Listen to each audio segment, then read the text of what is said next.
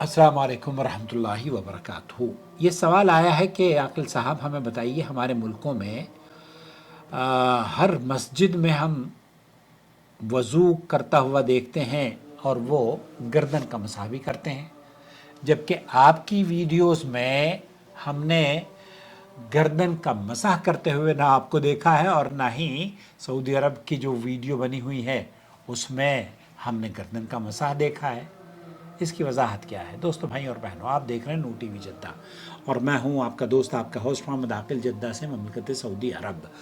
वज़ू दरअसल इबादत की वो पहली ईंट है जिस पर नमाज की इमारत खड़ी की जाती है, और जब तक ये एक ईंट सुन्नत के मुताबिक मजबूत ना हो, पूरी इबादत की कैफियत इससे अगर इसके अंदर कमी पाई गई तो मुतासिर हो जाएगी। नबी करीम सल्लल्लाहु अलैहि वसल्लम ने हमें वज़ू का जो तरीक़ा सिखाया है वो निहायत ही मुकम्मल, सादा और वाज़ेह है। अल्लाह के रसूल सल्लल्लाहु अलैहि वसल्लम ने मुतअद्दिद अहादीस में हज़रत उस्मान रज़ियल्लाहु ताला अन्हु ने और नबी करीम सल्लल्लाहु अलैहि वसल्लम ने ख़ुद वज़ू की तरबियत अल्लाह ताला के हुक्म के मुताबिक दी है, और सहाबा रिज़वानुल्लाहि अलैहिम अजमईन ने इसे इसी तरह महफूज करके उम्मत तक पहुँचाया, और साथ ही साथ मुहद्दिसीन ने अहादीस की शक्ल में उसे नकल करके अपनी ज़िम्मेदारी का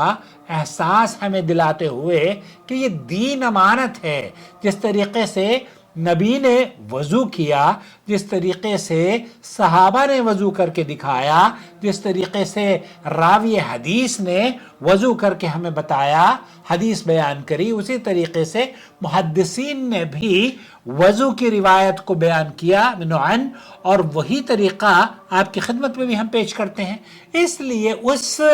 नमाज की इस बुनियादी इबादत में या बुनियादी ईंट में अगर ये कहा जाए कि गर्दन के मसीह की क्या हैसियत है, तो अहले इल्म की तहकीक ये वाज़ेह करती है कि नबी करीम सल्लल्लाहु अलैहि वसल्लम से वज़ू में गर्दन के मसाह करने का कोई भी सही सबूत नहीं मिलता। शेखुल इस्लाम इब्न तैमिया रहमतुल्लाह अलैह फरमाते हैं कि ये बात सही नहीं कि नबी करीम सल्लल्लाहु अलैहि वसल्लम ने वज़ू में गर्दन का मसाह किया हो, बल्कि किसी भी सही हदीस में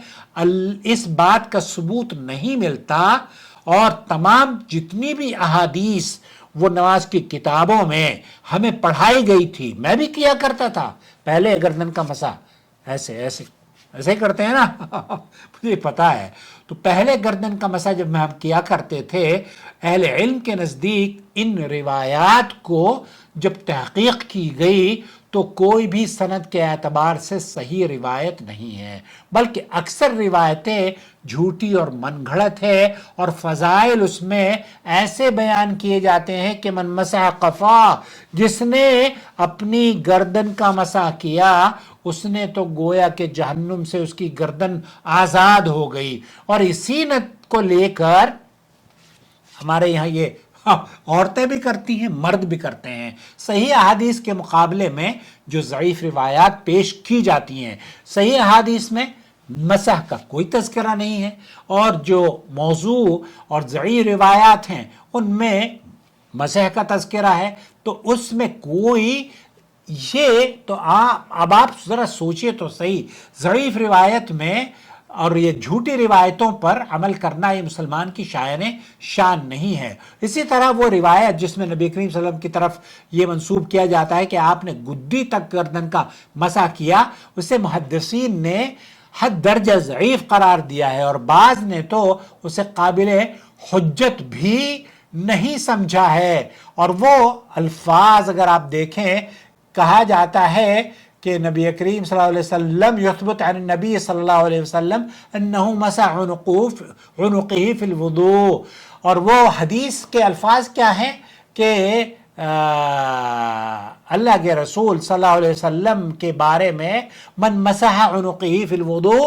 अमीन मिनल गुल यौमिल क़ियामा। मुहद्दिसीन ने इस रिवायत को कि जिसने गर्दन का मसा किया وہ قیامت کے دن فتنوں سے محفوظ کر لیا، یا اس طرح کی جو روایات پیش کی جاتی ہیں وہ تمام کی تمام امام نووی رحمۃ اللہ علیہ اس مسئلے پر گفتگو کرتے ہوئے واضح طور پر بیان کرتے ہیں کہ اس بارے میں جو اقوال ذکر کیے گئے ہیں ان کا خلاصہ 4 صورتوں میں آتا ہے، لیکن ان میں سے صحیح اور راجح قول یہی ہے کہ نہ گردن کا مسح سنت ہے نہ مستحب ہے، اور یہی وجہ ہے امام شافعی رحمۃ اللہ علیہ نے، اکثر متقدمین اور مشہور مصنفین نے اس عمل کا ذکر ہی احادیث میں یا روایات میں نہیں کیا ہے، اور پھر اہل علم نے ان احادیث کو بھی بطور اصول ذکر کیا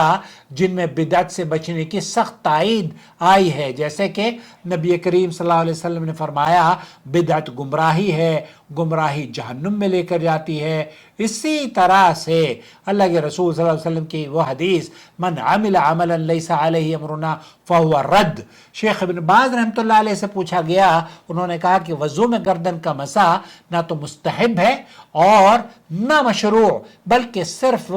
یہ ایک ایسا عمل ہے جو قرآن و سنت میں ثابت ہی نہیں ہے، اور اس پر عمل کرنا اور اس طرز پر کہ یہ اللہ کا تقرب حاصل کرنے کے لیے آپ کی وضو کو مکمل کرتا ہے، ایسا ہرگز نہیں ہے، یہ بلکہ بدعت ہے، اور وہ عمل جس عمل میں بدعت شامل ہو جائے وہ تو قابل قبول بھی نہیں ہوتا۔ دوستو، بھائیوں اور بہنوں، اسی لیے یہ جو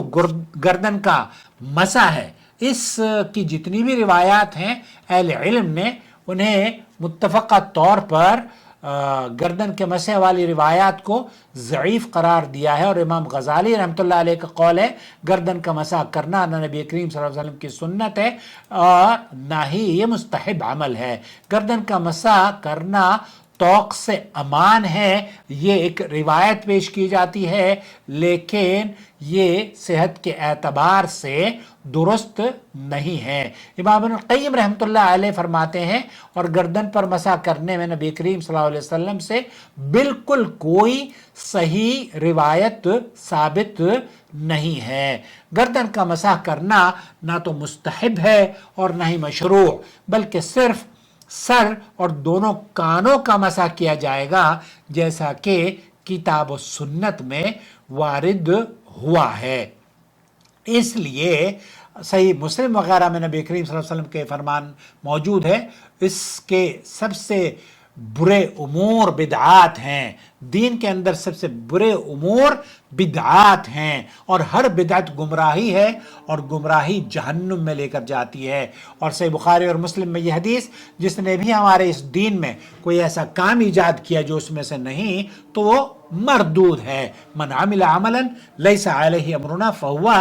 رد، مردود ہے۔ تو خلاصہ کلام یہ ہوا کہ یہ عمل کرنا نبی کریم صلی اللہ علیہ وسلم سے وضو میں ثابت نہیں ہے، بلکہ یہ بدعت ہے۔ اللہ سے دعا ہے کہ اللہ تعالی